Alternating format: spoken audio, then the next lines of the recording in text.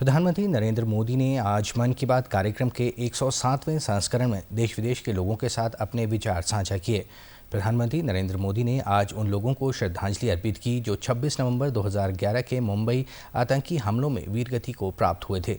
आकाशवाणी पर मन की बात कार्यक्रम में प्रधानमंत्री ने कहा कि देश 26 नवंबर को कभी नहीं भुला सकता, क्योंकि उस दिन राष्ट्र पर सर्वाधिक खतरनाक आतंकी हमला हुआ था। प्रधानमंत्री ने कहा कि ये भारत का सौभाग्य है कि अब पूरे हौसले के साथ आतंक को कुचला जा रहा है।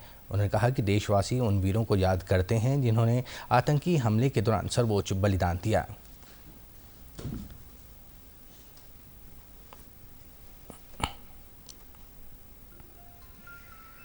आज 26 नवंबर हम कभी भी भूल नहीं सकते हैं। आज के ही दिन देश पर सबसे जघन्य आतंकी हमला हुआ था। आतंकियों ने मुंबई को, पूरे देश को थर्रा कर रख दिया था।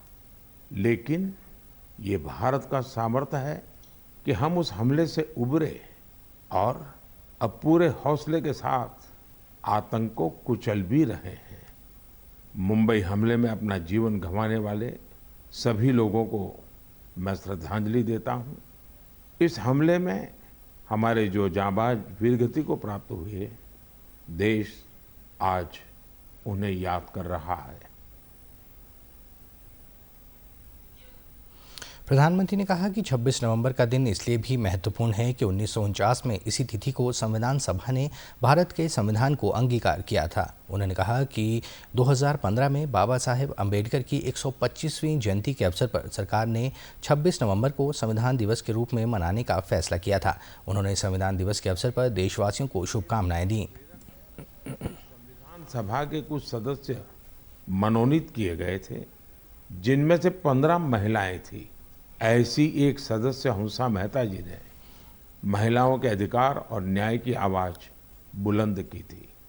उस दौर में भारत उन कुछ देशों में था जहां महिलाओं को संविधान से वोटिंग का अधिकार दिया।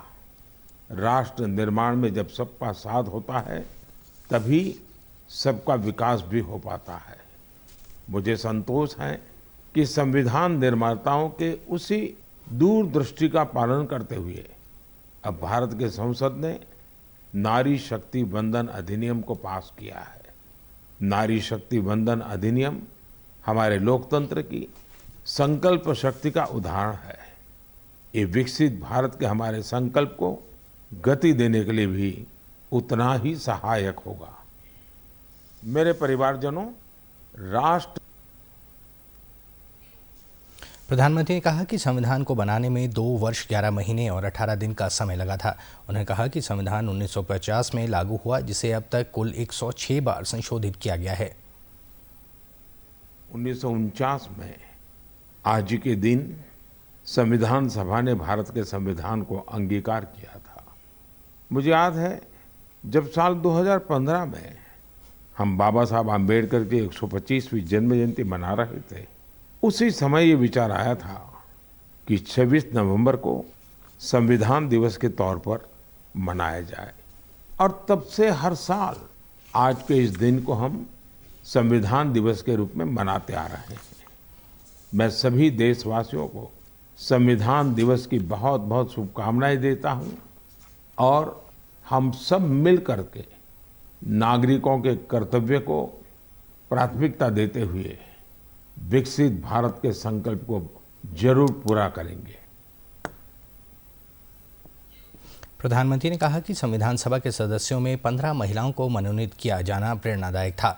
उन्होंने कहा कि हंसा मेहता भी संविधान सभा की सदस्य थी जिन्होंने महिलाओं के अधिकारों और न्याय के लिए आवाज उठाई। उन्होंने कहा कि उस दौरान भारत दुनिया के उन गिने चुने देशों में से एक था जहां संविधान में महिलाओं को मताधिकार दिया गया था।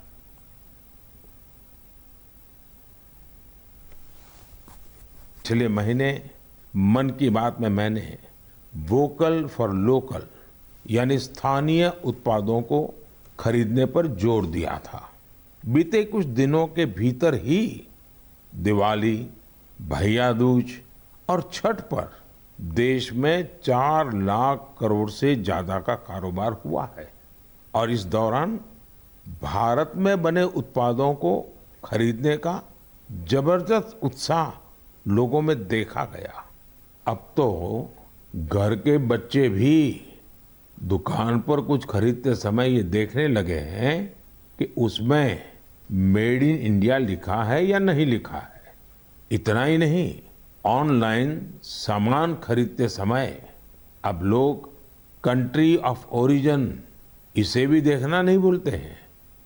साथियों, जैसे स्वच्छ भारत अभियान की सफलता ही उसकी प्रेरणा बन रही है, वैसे ही वोकल फॉर लोकल की सफलता विकसित भारत, समृद्ध भारत के द्वार खोल रही है। प्रधानमंत्री ने संतोष व्यक्त किया कि संविधान निर्माताओं की दृष्टि के अनुरूप संसद में अब नारी शक्ति वंदन विधेयक पारित किया गया है। प्रधानमंत्री ने स्थानीय उत्पादों को प्रोत्साहित देने के बारे में कहा कि देश की 140 करोड़ जनता कई परिवर्तनों का नेतृत्व कर रही है। उन्होंने कहा कि त्योहारों के समय इसका प्रत्यक्ष उदाहरण सबने देखा, जब लोगों ने स्थानीय उत्पाद खरीदे और वोकल फॉर लोकल को प्रोत्साहन दिया। प्रधानमंत्री ने कहा कि वोकल फॉर लोकल की सफलता विकसित भारत, समृद्ध भारत के द्वार खोल रही है। प्रधानमंत्री ने लोगों से आग्रह किया कि विवाह के मौसम के दौरान भारत में बने उत्पादों की खरीदारी को महत्व दें। प्रधानमंत्री ने कहा कि वर्ष 2022 में भारतीयों के पेटेंट आवेदन में 31% से अधिक की वृद्धि हुई है। उन्होंने इस शानदार उपलब्धि के लिए युवाओं को बधाई दी। उन्होंने कहा कि भारत के पेटेंट को 10 वर्ष पहले की तुलना में अब 10 गुना अधिक मंजूरी मिल रही है। प्रधानमंत्री ने कहा कि स्वच्छता अभियान अब राष्ट्रीय भावना का प्रतीक बन चुका है और इसने करोड़ों देशवासियों के जीवन को बेहतर बनाया है। प्रधानमंत्री ने जल संरक्षण पर भी बल दिया। प्रधानमंत्री ने कहा कि जहां जहां अमृत सरोवर बने हैं उनकी निरंतर देखभाल करना और उन्हें जल संरक्षण का प्रमुख स्रोत बनाए रखना हम सबका दायित्व है।